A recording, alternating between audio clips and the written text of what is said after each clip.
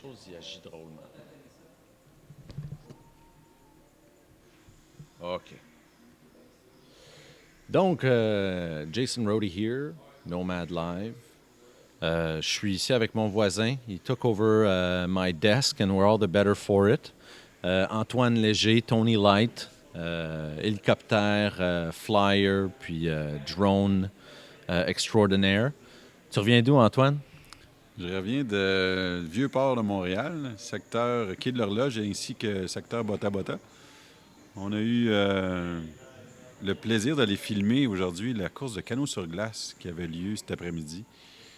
Et on a travaillé très fort pour obtenir les permissions avec Transport Canada puis le Vieux-Port ainsi que Simon Lebrun, qui est le fier organisateur de cette course-là cet après-midi. Puis, Qu'est-ce qui se passe? Ça, c'est unique au Québec, en fait, tu me disais.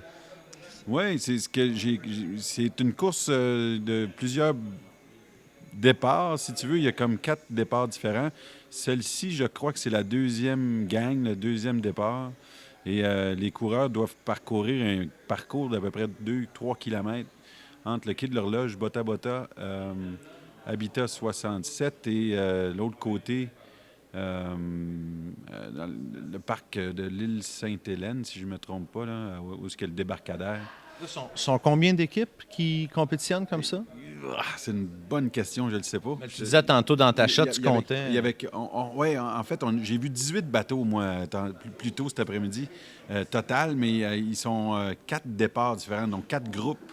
Et j'imagine qu'ils sont à peu près 4 par groupe, là, ou 4-5 par groupe. Il y a peut-être un groupe de 5-6, là, mais... Ça, c'est pas. Pour moi, c'est capoté comme shot, juste de voir tout le détail que tu es capable d'aller chercher. Parce que moi, je devais y aller, il pleuvait, j'étais trop paresseux, puis là, je me disais, on ne l'a pas eu, tu sais, le truc. Mais Antoine revient avec des images comme ça qui disent tout. Tu sais, on voit, ils courent sur l'eau, les gars. Donc, c'est vraiment une technique très particulière, puis c'est particulier au Québec, je pense aussi. C'est ce que Simon disait hier à la radio, à CBC. C'est unique au Québec. Il n'y a nulle part ailleurs dans le monde où est-ce qu'on fait des courses de bateaux comme ça. Puis, comme tu disais bien, Jason, ils coursent en poussant le bateau quand ils sont sur la glace et en ramant quand ils sont sur l'eau. Et ce qui est surprenant, c'est qu'ils n'ont pas de gilet de sauvetage, puis ils sont habillés en petit nylon parce qu'ils travaillent très fort. On peut comprendre qu'ils ont très, très chaud, puis ils ne veulent pas s'habiller trop chaudement. Toi, tu t'es senti comment? Je me suis senti un peu nerveux parce qu'il pleuvait quand même un petit peu, puis on a poussé le drone en dehors des limites qui appellent peut-être à la sécurité, mais...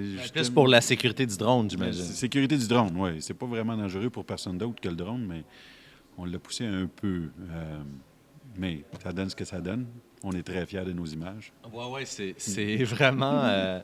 Ah oui, puis ça, c'est le money shot, en fait, parce que là, on voit vraiment au loin, là, c'est là que tu en comptais 18. La quantité de bateaux, effectivement, il y en a plusieurs dans le plan en haut, qui est dans le bassin du port.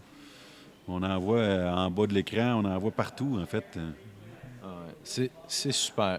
Donc, écoute, juste en partant, nous dire un peu ton parcours, parce que c'est très intéressant. Tu es un gars qui me disait juste hier comment tu aimes tant voler, tu as toujours été connecté au ciel comme ça. Donc, Oui, depuis que je suis tout jeune, que j'aime voler, puis que je rêve de voler. Puis en commençant à piloter des avions, des hélicoptères en 95-16, j'ai vite réalisé que j'avais une passion de vouloir partager ce que je voyais de la vue du ciel. Être assis dans le ciel comme ça, c'est fascinant. Puis là, la technologie m'offre de pouvoir aller faire des vols rapidement, sécuritairement, puis de pouvoir partager, filmer, partager tout ce que je peux voir vu d'en haut.